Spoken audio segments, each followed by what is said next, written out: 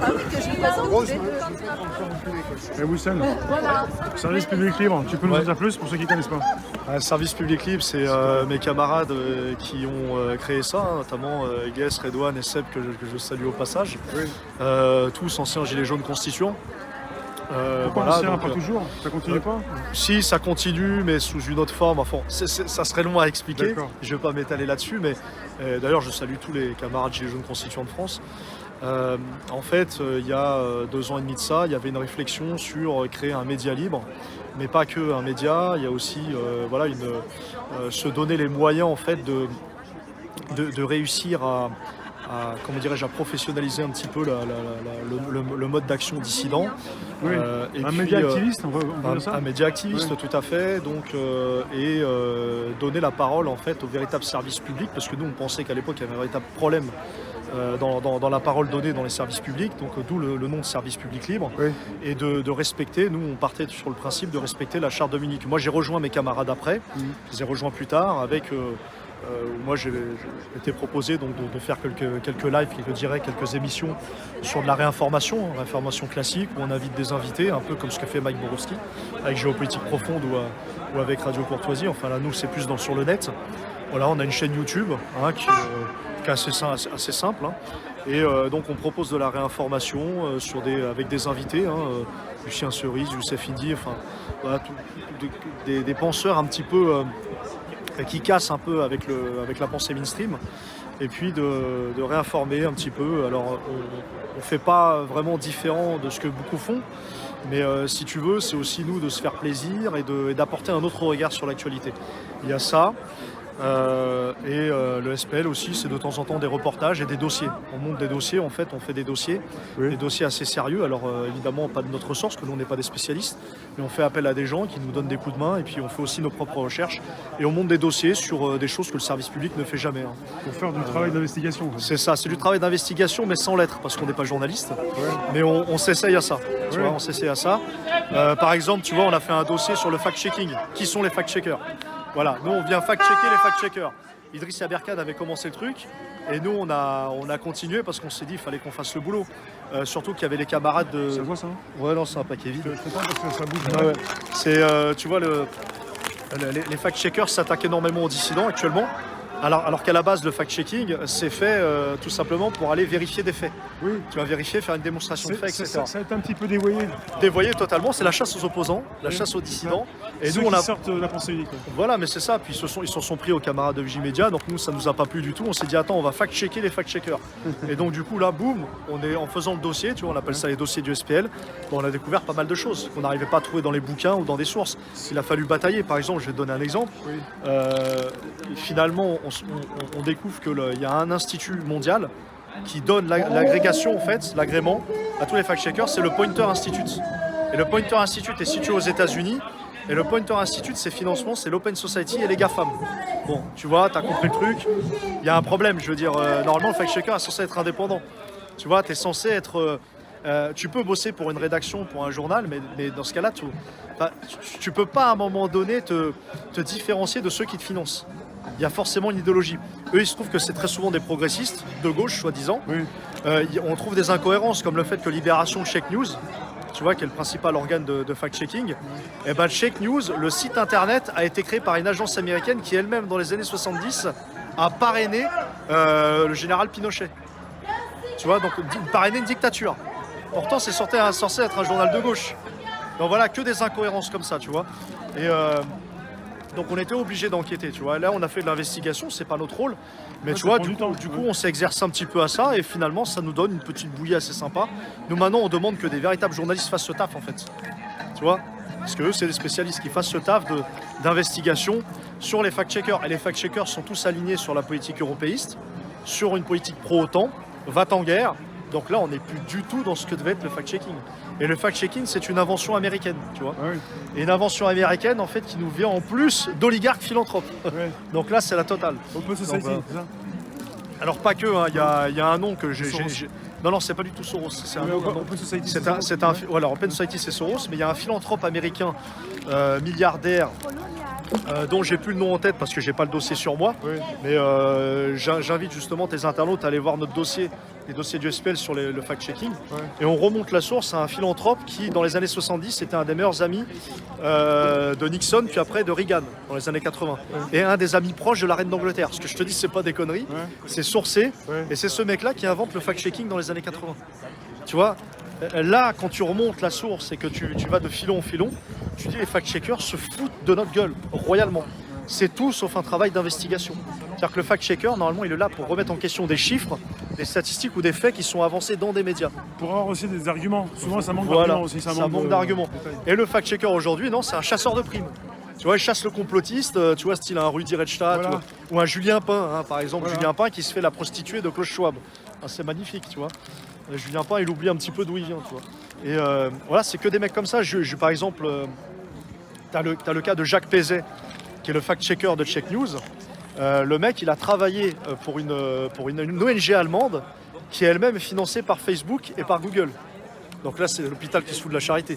Tu vois, c'est que des choses comme ça qu'on trouve. Et donc voilà, on essaie de faire de l'investigation sérieuse. Par exemple, on a investigué aussi sur la problématique des Ouïghours, qui est une minorité, soi-disant opprimée en Chine, mais on s'est rendu compte que ce n'était pas le cas. Alors, on ne dit pas qu'il n'y a pas de problème, il y a des problèmes, parce que les Chinois ne sont pas tendres non plus, mais on s'est aperçu en fait que finalement derrière, ce sont les néoconservateurs américains qui ont récupéré la chose pour déstabiliser la Chine de l'intérieur. Et ça, on le source dans le dossier, tu vois.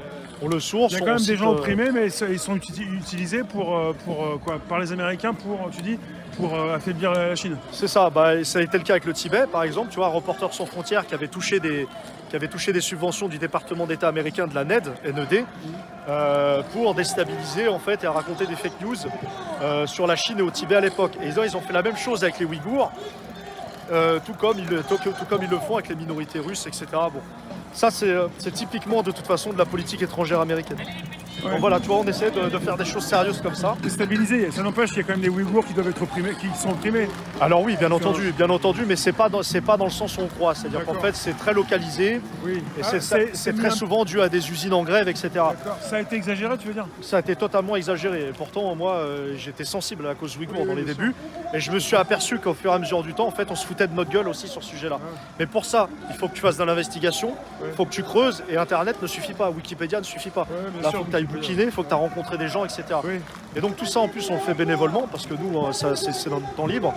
La plupart d'entre nous, maintenant, voilà, on a repris le travail depuis qu'on a arrêté de militer au sein des Gilets jaunes. Bon, on continue dans l'âme d'être Gilets jaunes. Les Gilets jaunes constituants, vous avez fait des opérations, comme on dit, opérations, vous êtes allé sur le terrain, vous êtes allé devant des entreprises. En fait, faire réagir des gens, c'est ça? Nous, ce qu'on voulait à l'époque des Gilets jaunes constituants, c'était apporter une certaine méthodologie. C'est-à-dire qu'en fait, nous, on voulait faire comprendre aux Français de manière pédagogique où se situait le pouvoir, où se situaient les problèmes. D'où le fait qu'on nous situait devant la banque Rothschild, le Club Le Siècle, tu vois, la fondation Fondapol, etc. Terra Nova, la fondation Terra Nova. Le Siècle, ils sont situés où? Alors le Siècle, eux, ils sont juste à côté en fait de l'ambassade américaine derrière. C'est à côté du centre, c'est dans le centre interallié et c'est rue, alors je l'ai plus en tête. J'ai plus en tête, voilà, c'est sur la place Concorde, juste à côté, mais j'ai plus en tête la rue. Ça va me venir tout à l'heure peut-être. Donc voilà, c'était de montrer la réalité aux Français qu'en tant que gilet jaune et en tant qu'un mouvement social d'une telle ampleur, il fallait d'abord peut-être aussi essayer de comprendre d'où venait le problème réel. Le problème réel ne s'explique pas que par la Macronie.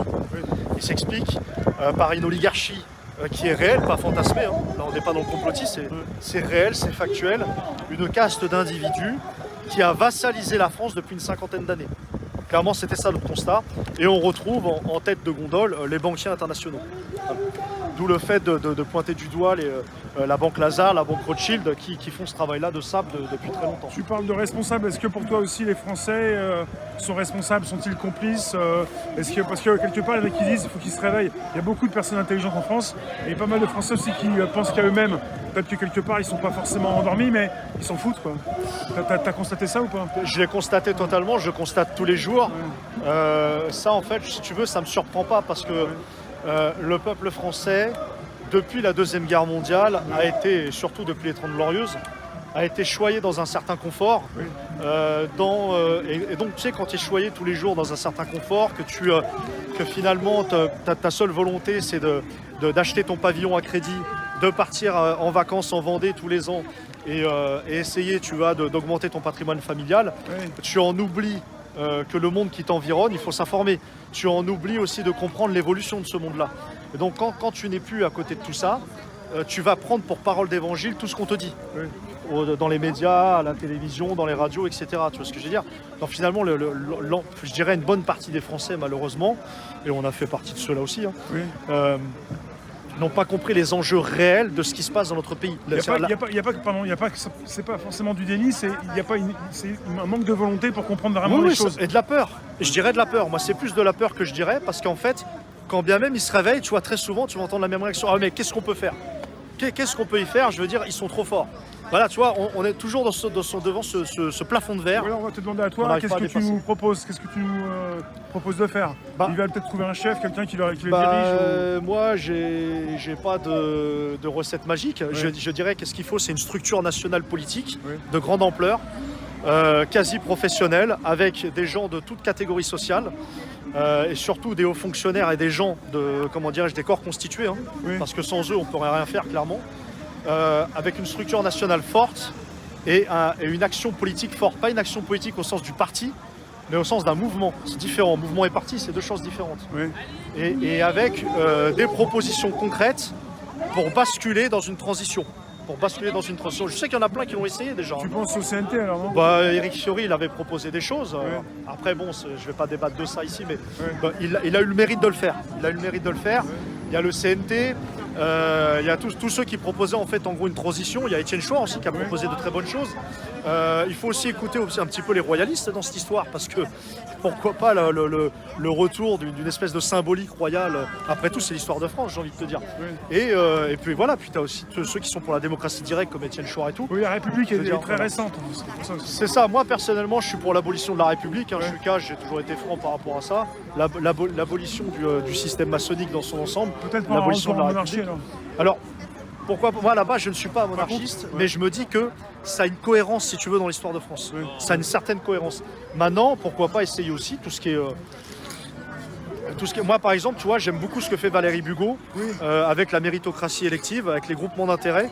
Ça aussi, ça a du sens, parce que pour le coup, on a un programme quasi clé en main. Tu vois, il y a juste à reprendre le pouvoir en fait et d'appliquer ce que propose Valérie Bugeaud. Je n'ai pas écouté tout ce qu'elle proposait, mais elle dit des choses intéressantes. C'est un système très intéressant. En gros, c'est une alternative à la République actuelle, clairement.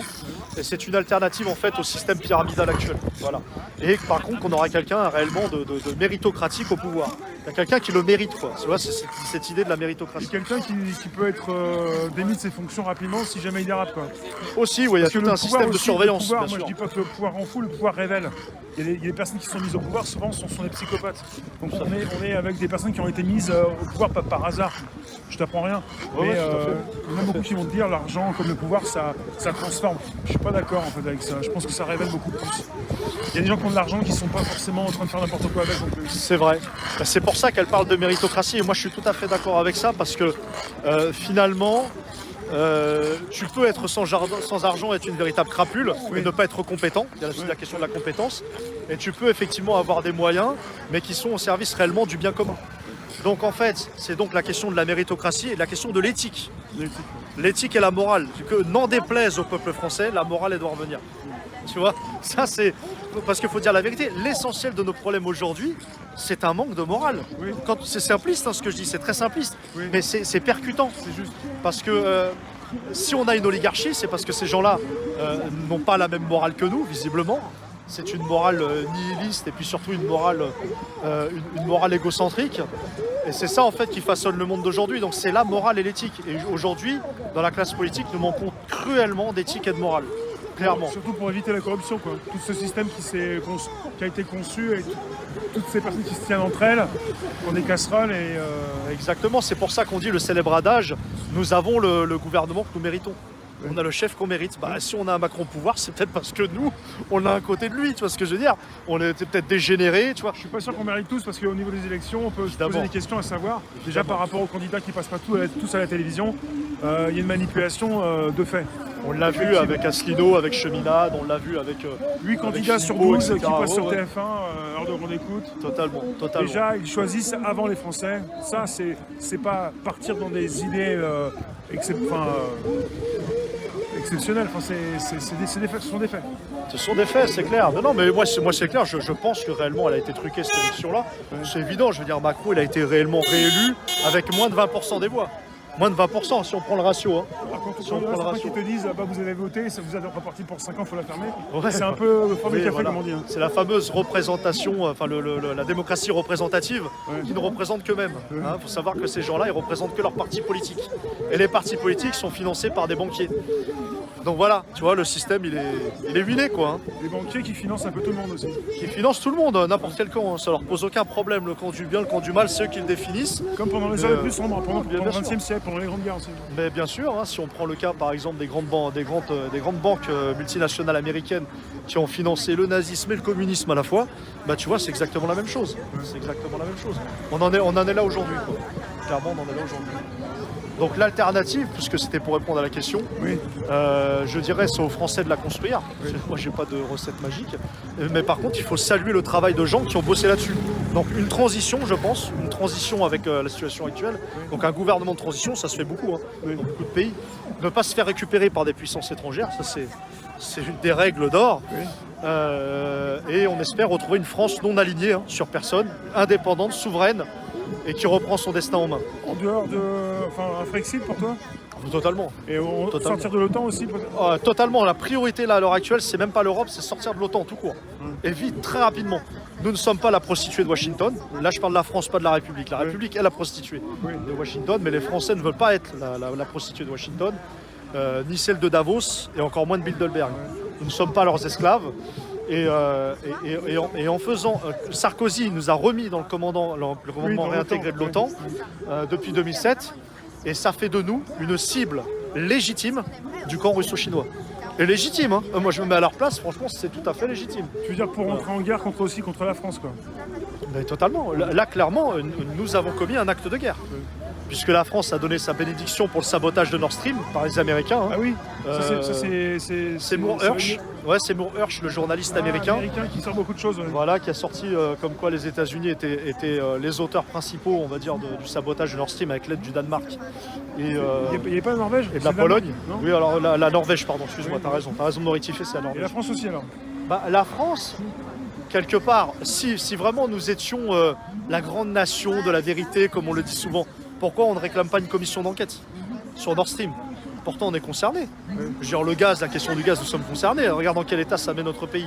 On devrait demander une commission d'enquête. Il n'y en a jamais eu. Jamais, rien. Mais qui va faire ça? On se pose des questions maintenant en France, on se dit opposition, où est l'opposition? Qui va faire une enquête? Qui doit faire une enquête? Bah, en théorie, c'est nos élus, entre guillemets. Oui, on ne les a pas élus, mais les élus, c'est à eux de réclamer, puisqu'ils ont été mandatés pour ça, pour créer des commissions d'enquête. Il y a ça, il y a le gouvernement qui peut le demander. Bon, ils ne le demanderont jamais, évidemment. Par contre, nous, citoyens, on peut le demander. On peut demander une commission d'enquête par pétition, par voie de pétition. Donc, après, est-ce que ça a des chances d'aboutir? Nullement, mais il faut essayer. Qui ne tente rien n'a rien. C'est comme pour ceux qui veulent se présenter. Souvent, ceux qui veulent se présenter aux élections, ils se confrontent toujours au problème de la création du compte bancaire. On leur met des bâtons dans les roues. C'est un parcours de combattant quoi, pour tenter de représenter les autres, comme certains ont voulu le faire parmi les gilets jaunes aussi. Moi, tu vois, je pars du principe où je ne critique jamais celui qui se bouge pour le bien commun. Même si je ne suis pas d'accord avec la méthode, on ne peut pas critiquer un camarade qui se bouge, tu vois, pour le bien commun, pour les autres et pour l'avenir de ses enfants. Donc respect à eux, respect à tous ceux qui ont essayé quelque chose, tu vois, de bien. Même si c'est pas la bonne méthode, respect à eux. Moi, je suis pas de ceux qui crachent dans la soupe et qui voient l'opposition contrôler partout. Oui, ça aussi, c'est terrible, ça. Oui, j'ai entendu qui disait oui, non, c'est pas la peine de faire ça. Vous faites comme tout le monde. Il faut tout casser, il faut tout péter. En tout cas, ceux qui disent qu'il faut tout casser, il faut tout péter, on les a pas vus dans la rue. On les a pas vus tout péter et tout casser, surtout pas au bon endroit. À la rigueur, si tu veux tout casser, va casser le forum de Davos. Tu vois ce que je veux dire? Va casser le club Le Siècle, pas de souci. C'est là où est le vrai pouvoir. Mais casser des abribus. De toute façon, quoi Voilà. que tu fasses, de toute façon, même pour toi, je pense. tu seras mais critiqué, pour bien les sûr, jeunes, bien sûr, non, mais bien pas sûr. que ça, on doit savoir qui t'es, tu dois être surveillé, on doit avoir une fiche sur toi quelque part, comme beaucoup qui ont peut-être, enfin je sais pas, mais quelque part il y a aussi des renseignements généraux, des personnes qui sûr, surveillent un petit peu c'est de le voir, prix à payer. qui bougent, qui lèvent la tête, Oui, bien sûr, mais c'est le prix à payer. Tu sais, quand tu Qui veut t'engages changer dans la ce combat-là, tu sais qu'après tu vas être surveillé, tu sais que tu auras des soucis tôt ou tard. En tout cas, si tu déranges un minimum. Oui. Mais ça, il faut en être conscient, il faut assumer. Il faut assumer, c'est le plus dur, c'est Dans d'assumer. les jeunes constituants, avec vos actions, vous avez sûrement été enregistrés, enfin mis dans une case, dans une boîte, Oui, on bien sait sûr. qui vous êtes quoi. Bien sûr, je pourrais raconter plein d'anecdotes là-dessus. Ouais. Notamment quand on est rentré dans l'ambassade du Venezuela, où on a demandé l'asile politique et surtout on avait demandé, alors symboliquement évidemment, Oui. mais on avait demandé de l'aide du gouvernement vénézuélien pour troller un peu le gouvernement français, comme quoi les gilets jaunes étaient maltraités, hein, donc avec la question des éborgnés, etc. Et à partir du moment où on est rentré d'ailleurs on a été extrêmement bien reçus par les Vénézuéliens, c'était un souvenir mais magnifique. Et vous entrez comment? Il y a quand même des gens qui surveillent à l'entrée. Bah quoi. oui, mais en fait, on a expliqué, on a parlé au Digicon, on avait expliqué la raison pourquoi. Et en fait, on savait pourquoi il fallait viser le Venezuela, parce qu'ils ont soutenu officiellement les Gilets jaunes. Ah. Il faut savoir que le Venezuela, l'Iran, la Russie, enfin plus le Venezuela et l'Iran avaient soutenu officiellement les Gilets jaunes. Donc on s'est dit, on va aller voir ces ambassades-là. Et du coup, on avait choisi le Venezuela, parce qu'on avait beaucoup d'entre nous, à l'époque, on était un peu pro-Chavez, et on était admiratifs de l'action d'Hugo Chavez au Venezuela. Et on a été extrêmement bien reçus. Et à partir de là, il y avait... Vous êtes entré dans l'ambassade. On est rentré dans l'ambassade, hein. On a même les vidéos encore. Et on a il y a des RG, tu sais que les RG ont pénétré les ronds-points depuis le début du mouvement. Tous les ronds-points, Et, la plupart des ronds-points. Les grands ronds-points. Et il y a des RG qui étaient venus nous voir, qui nous disaient que ouais, on vous suit depuis longtemps et tout. Là, ils sont venus. Et puis on quoi. a commencé à discuter avec eux. Et ça faisait un moment qu'ils nous suivaient.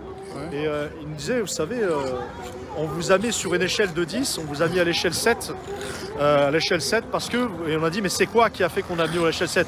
Ah non, c'est pas du tout parce que vous avez été devant Rothschild ou quoi que ce soit. C'est parce que vous êtes rentré dans l'ambassade du Venezuela. Un pays qui n'est pas aligné à la politique étrangère de la France. C'est un danger alors. Donc c'est voilà. ça, pour eux. Ça représente un danger parce qu'il y a une élévation du niveau politique. Tu vois, c'est ça le problème. Tant que les gilets jaunes, en fait, faisaient de la merguez, je caricature sans être méchant, tu vois, parce que moi j'ai un respect vraiment pour tous les camarades. Mais tant que tu dépasses pas la merguez et que tu dépasses pas casser les abribus, tu vois ce que je veux dire? Oui, Et ça les dérange pas ça. Et bien du coup, tu vois, ça ne dérangeait pas. Mais par contre, ce qui dérangeait, tu vois, c'est justement l'élévation du niveau politique, de conscience politique. Donc forcément, quand tu commences à toucher au mondialisme, au nouvel ordre mondial, à la question de la pédocriminalité, à la question bancaire, des banquiers internationaux et de l'oligarchie, là, ça commence à devenir problématique pour eux. Mais en plus, si ça se traduit par un acte diplomatique, c'est encore pire. Donc c'est de là où beaucoup d'entre nous, on a commencé à avoir quelques petits soucis. Mais bon, rien de grave. On ne dérangeait pas plus que ça. Mais c'est vrai que c'est une élévation de niveau politique. Voilà, c'est des petites anecdotes comme ça que je peux te raconter. Bon, après, beaucoup de gilets jaunes constituants, d'ailleurs, s'ils nous écoutent, beaucoup d'entre eux, tu vois, ont été fortement amendés. Hein. Il y en a qui sont sortis d'entre nous des 6-7 000 euros d'amende. Et on attendait un geste des avocats qui devaient aider les gilets jaunes. On ne l'a jamais eu. Là, on était très déçus à ce niveau-là, des avocats qui nous avaient donné des promesses qui sont restées en l'air. Donc on s'est démerdé par nous-mêmes. Voilà, donc plein de choses comme ça. Et c'est vrai que c'est un souvenir, c'est un sacré souvenir. Et puis ça nous a aidés pour la suite. Est-ce que quelque part vous êtes passé après au service public libre parce que vos actions aux gilets jaunes constituants, ça vous a occasionné des problèmes, des amendes, des choses comme ça? C'est pour ça que ça Non, s'est pas arrêté, du tout. ou- Pas du tout, pas du tout. Ça continue ou pas? Non, ça continue, hein. Il y a des camarades actuellement Ça qui peut continuent reprendre les au gilets niveau de jaunes certaines constituants. actions, quoi, ouais. Non, mais ils continuent. Hein. Il y a les gilets jaunes constituants continuent d'exister. Pour toi, ça s'est arrêté? Ils le font. Moi, ça s'est arrêté, mais pas dans notre âme, tu vois. On est gravé par ça. Ouais. C'est-à-dire que moi, personnellement, j'appelle de mes voeux à une réunification de tous les constituants de France. Ben, ça, après, c'est un autre débat. Mais, Parce que voilà. depuis le début de cette aventure, les constituants, ça a commencé quand, en 2018? Ça a commencé en fait début 2019 exactement, pour être 2019, précis. ouais. Au début, tu étais avec les gilets jaunes dans les manifs. et après, t'en as fait un petit peu moins. C'est parti du 91 de l'Essonne. Ouais. Exactement à Montlhéry. Moi au début j'étais sur le rond-point de Sainte-Geneviève-des-Bois, qui était le plus proche de chez moi à l'époque. Et j'ai été dans ce rond-point-là. Et puis après, j'y voyais pas tu vois, d'intérêt, c'était juste du blocage. Après j'ai rencontré deux camarades, hein. C'est avec eux qu'on a confondu qu'on a cofondé pardon, les Gilets jaunes constituants. C'est deux autres camarades qui vont... Voilà, et je les ai rencontrés d'ailleurs dans une manif de Sylvain. C'est-à-dire qu'en fait, il y avait les manifs Gilets jaunes, on a fait l'acte 1, acte 2, acte 3. Ouais. Mais moi, en fait, j'ai bifurqué à un moment donné à l'acte 3, acte 2 ou 3, acte 3, vers la manif de Sylvain qui était devant les médias, parce que j'avais envie de voir ce qui se passait et tout. Ouais. Et je voulais voir s'il y avait d'anciens camarades de la dissidence que j'avais connus des années avant. Et du coup, c'est là que j'ai fait leur connaissance, et après, c'est parti, quoi. On a commencé à faire du rond-point, notamment le fameux rond-point de Montlhéry dans le 91. Et après, en fait, on a eu une réflexion assez approfondie, où on a déduit en fait que finalement, peut-être que c'était par un changement constitutionnel qu'on pouvait arriver à quelque chose. Bon, c'était une erreur absolue, maintenant je m'en rends compte. La Constitution, finalement, c'est pas par ce biais-là qu'il faut passer. D'où le fait de Gilets jaunes constituants, parce que mes deux autres camarades étaient très empreints de l'idéologie d'Étienne Chouard. Oui. Voilà.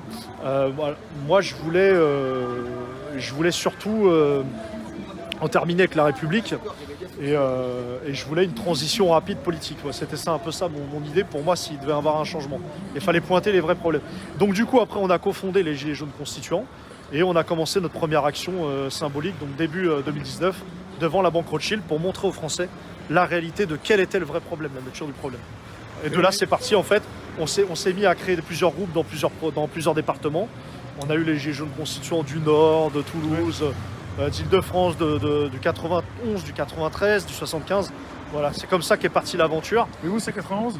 Et nous, c'était à 91 à l'époque. À 91, est sorti mes camarades. Et depuis cette date Thibaut, Camtar, c'était le 94. Enfin voilà, on avait... Depuis cette date, vous avez découvert un peu ce qu'était la France, non un peu plus. Une conscience de beaucoup de choses, un peu comme les enquêtes que vous avez faites. Bah en fait, on savait déjà certaines choses, que beaucoup d'entre nous étaient déjà dans la dissidence. Mais c'est vrai qu'au niveau, en fait, on s'est rendu compte de pas mal de nouvelles choses qui avaient évolué, en fait. Comment l'oligarchie avait évolué, en peu de temps, en très peu de temps. Tu me dis depuis 50 ans, mais il y en a qui reprennent aussi depuis même la Révolution française, mais là, depuis 50 ans, ça s'est accentué alors. Bah en fait, si tu veux, oui, moi je te dirais que la véritable cause, c'est 1789, et notamment l'arrivée des anglo-saxons, des banquiers anglo-saxons et de la franc-maçonnerie, clairement, qui ont façonné la République d'aujourd'hui. Mais concrètement, pour les Français d'aujourd'hui, ça leur parle pas, ça. Par contre, si tu leur parles de l'après-De Gaulle, quand De Gaulle est évincé en mai 68, qui est pour moi la première révolution colorée de l'histoire en France, c'est un avis après, tu vois, que tout le monde ne partage pas forcément, eh bien, depuis, ce n'est plus les gaullistes qui sont à la tête des hautes institutions comme le Quai d'Orsay ou autres, ce ne sont que les néoconservateurs. C'est-à-dire que les néoconservateurs américains ont fait une percée en France. Et donc ils ont façonné les hauts fonctionnaires, ils les ont manipulés, corrompus. Et maintenant, tu peux être sûr que depuis, on va dire, et surtout depuis Giscard d'Estaing, et ça s'est accéléré avec Sarkozy. Sarkozy, en fait, a mis le coup d'épée final, tu vois.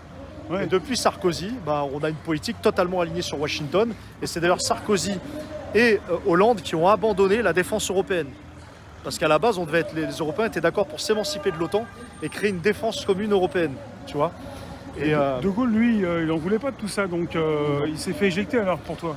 Il s'est fait éjecter pour plusieurs raisons. De Gaulle, il s'est fait éjecter d'une parce qu'il voulait, que comment dirais, l'économie mondiale soit adossée sur l'or, tout comme Kennedy. On a bien vu ce qui s'est passé pour les deux, que ce soit pour De Gaulle ou Kennedy.